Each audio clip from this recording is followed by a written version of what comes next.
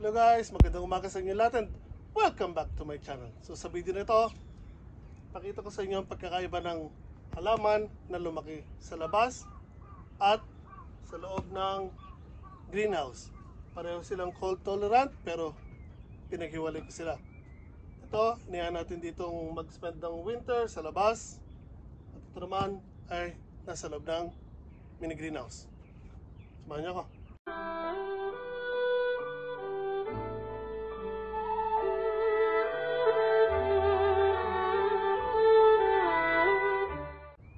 Okay guys, so tulad po ng sinabi ko, ito po ay isang klase ng maple tree.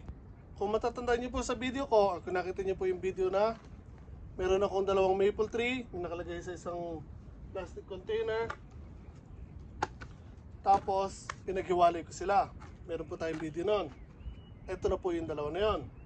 So, kung makikita niyo po, pareho na po silang may dahon, pero ito pong isa na to, maliliit pa lang. Pati yung mga sanga niya, na pa lang po naghahabaan.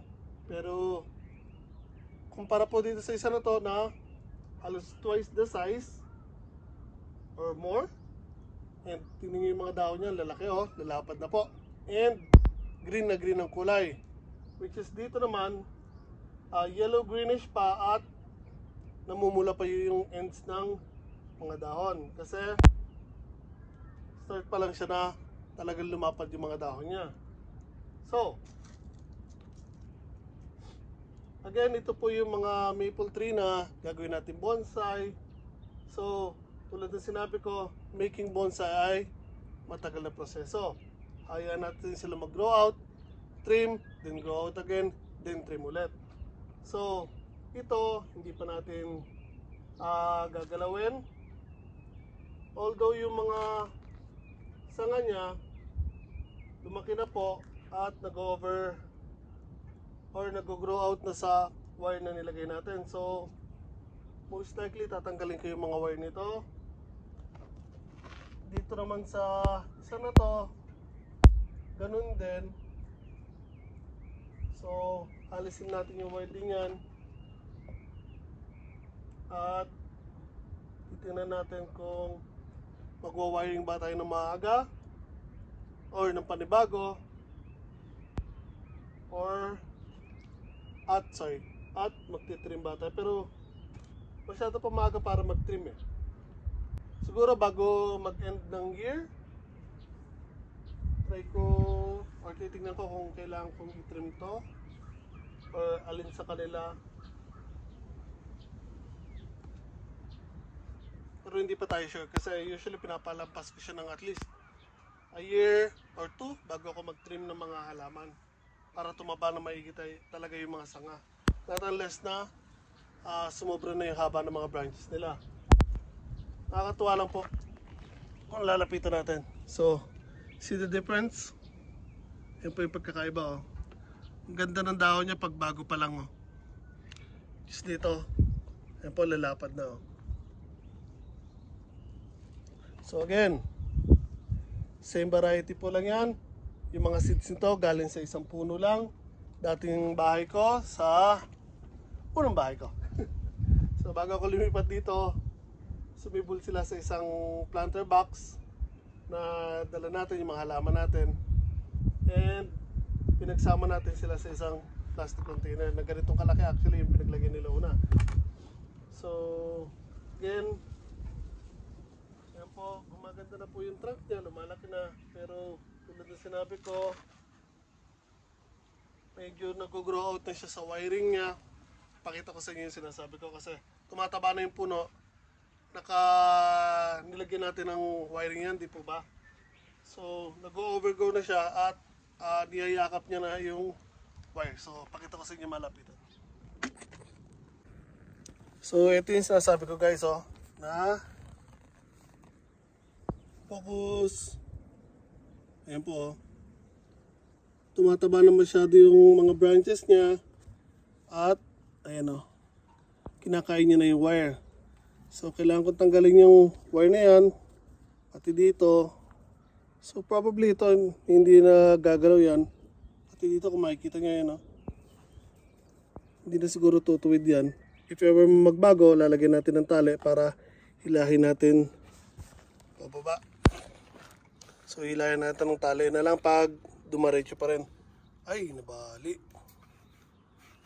So dito rin sa main trunk, ayan nag-overgrow na. Dito naman sa isa na to,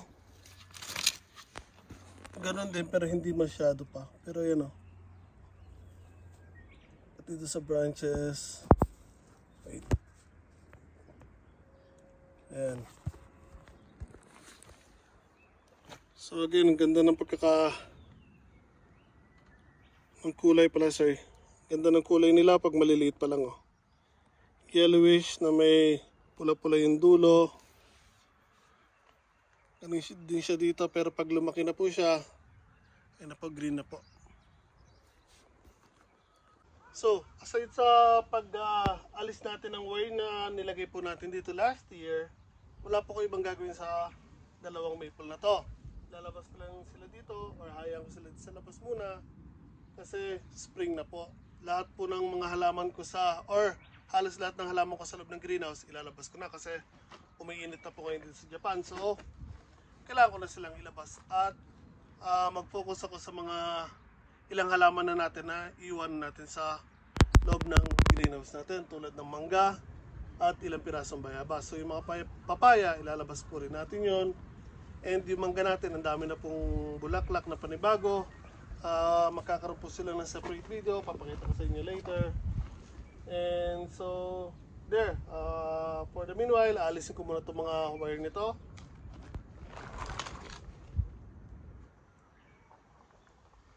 And itong isang sanga nito, baka i-trim natin, so hindi natin kailangan to.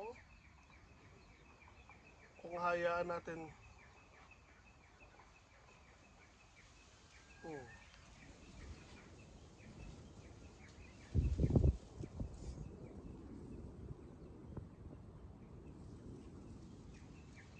may naglalaro sa aking isipan.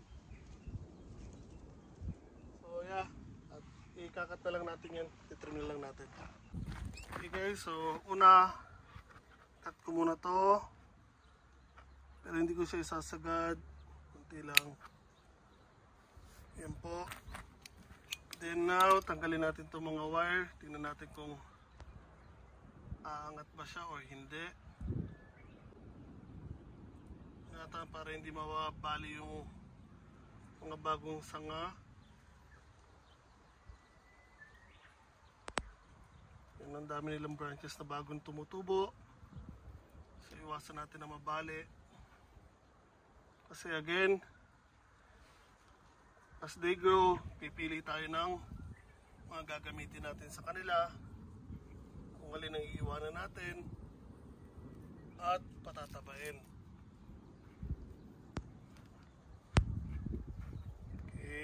There's one out.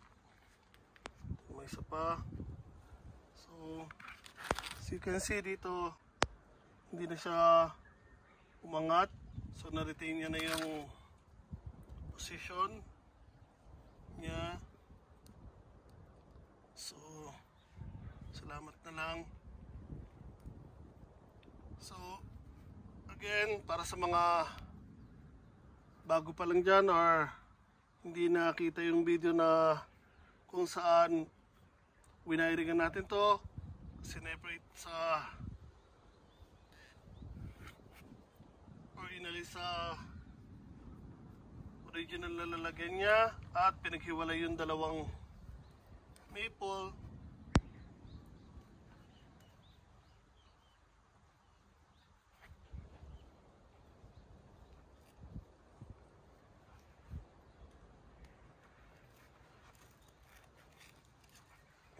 Tatlo pala yung wire na nakakabit dito.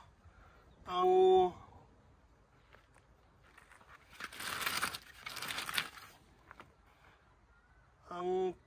inahabol po kasi natin dito yung mapalabas or makapaglabas siya ng maraming sanga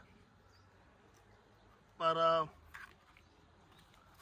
throughout the year pipili tayo ng pwede natin gamitin sa magiging final na design niya.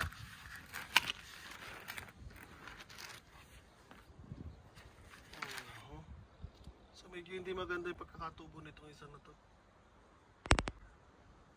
Nag-bend siya. So malalaman pa rin natin. So next one, ito namang isang maple na pinalaki natin sa loob ng greenhouse natin. Tanggalin na rin natin yung wire. So para sa mga nagnanais po dyan na mag alaga ng bonsai, dali lang naman po. And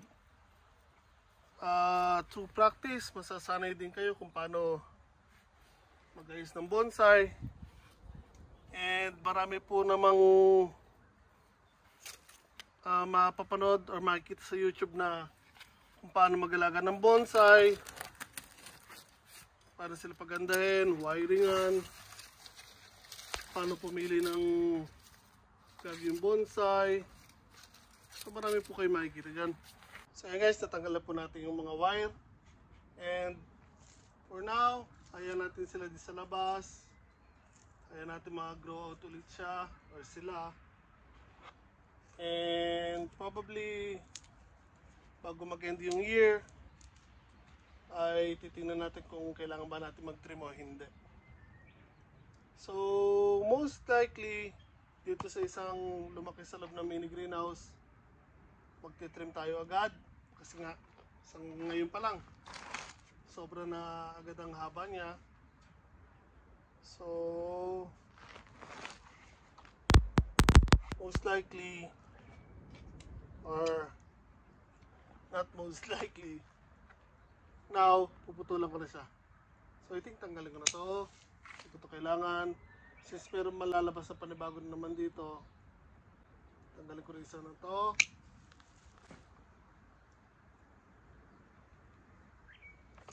At tanggalin ko na rin to.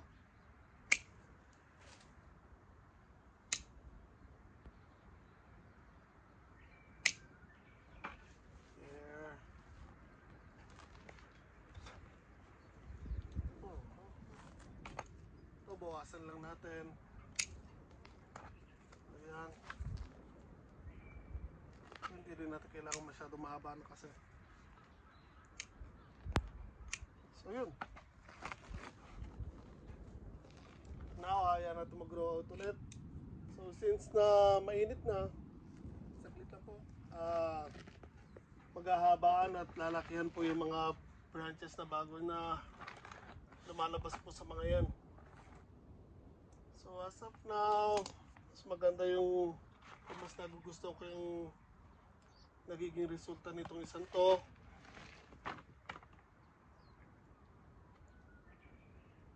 Pero dapat ito lagyan natin ng wire. Kita.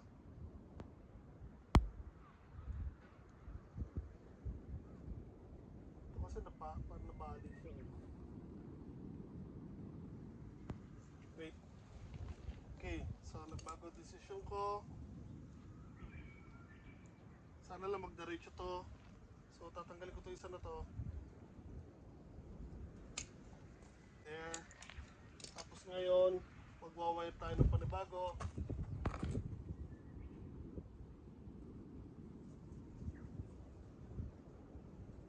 Wiringan natin to. Para kasing maganda yung naging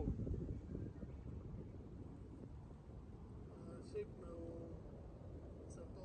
So paguli natin bago sa pagkaligas agad. Wiring na po natin.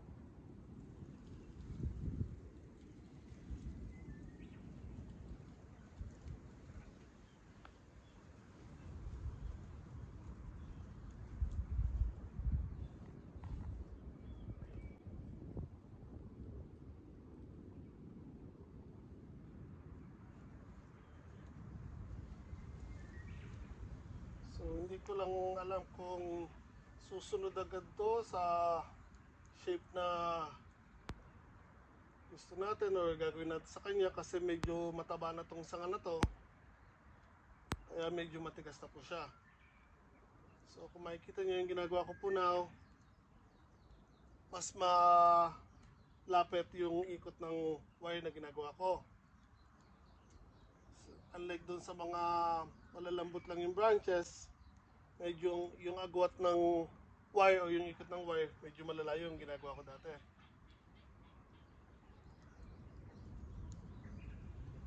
So yun ang sinasabi ko, medyo matigas na siya masyado para makuha sa ganon, sa isang wire lang. So doblehin natin.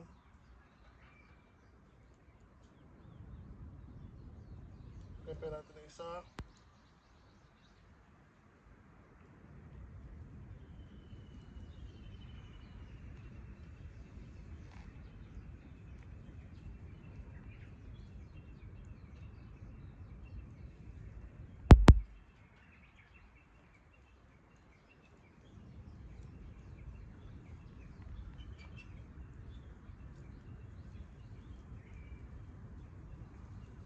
So hopefully dito sa pangalawang wire na nilagay natin makuha nating i-bend siya sa gusto natin. We'll see. So, medyo nagbe-bend. Hindi nga lang masyado.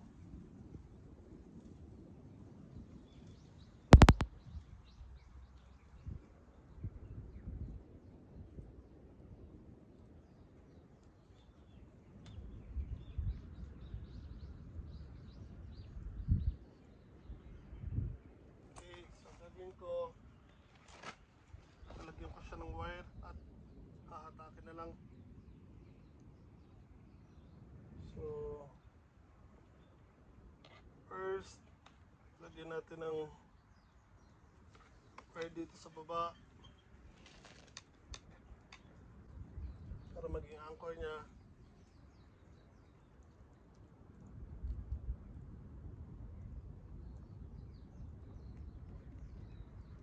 Okay, now hilahin natin pababa itong part kung saan natin gustong dyan.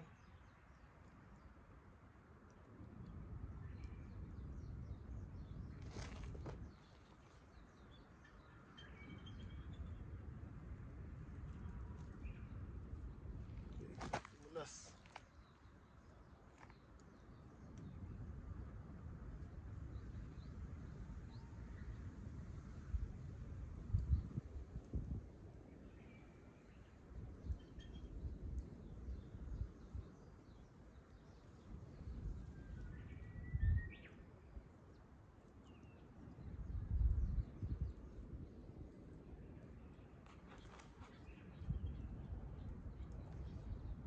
Okay, next, dito naman natin lalagyan ng wire.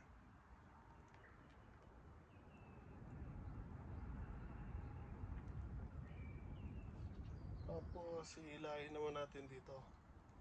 Malapit.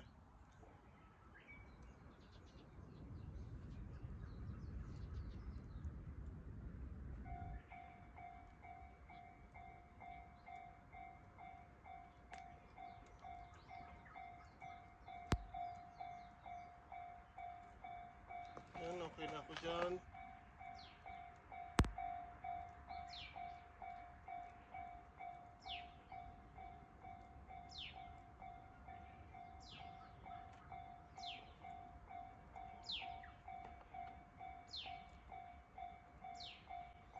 So yan, samantala, ganyan lang muna.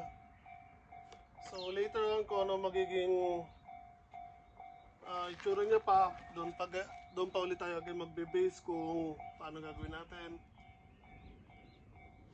Kasi nga, baka kaya ilang trim pa tayo dyan bago natin makuha yung talagang gusto natin na itsura ng bonsai natin.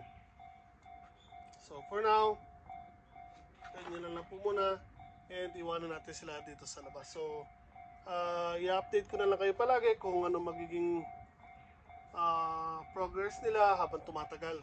So sana po nagustuhan niyo po ang simpleng vlogging ko sa inyo. Ito, Nakita ko lang yung difference ng pagkakaiba. Difference na, pagkakaiba pa. So yung pagkakaiba ng pinalaki sa loob ng greenhouse at sa labas. So again, cold tolerant po ang mga ito.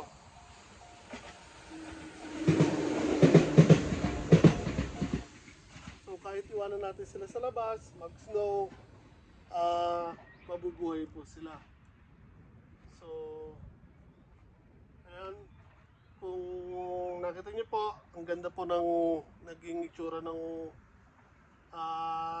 hinayahan natin sa loob ng mini greenhouse. Kasi healthy and ang bilis na nagabaan. Pero although dito maganda rin naman yung naging itsura nitong nasa labas lang, pero mas mabagal yung progress niya. Kasi now pa lang siya talaga totally nag-grow out. Yung itsura niya naman actually last year pa yan nung winaringan natin. Kaya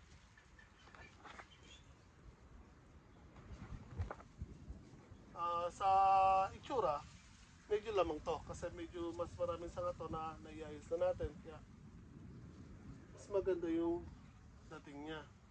Pero ito again, now pa lang natin siya kasi aayusin habang maglalabas siya ng mga panibagong branches niya. So again, maraming salamat po. Sana po nagustuhan niyo po ang simple binagi ko sa inyo. Mga maple tree po natin and future bonsai natin. So again, maraming salamat. Ingat po tayong lahat palagi.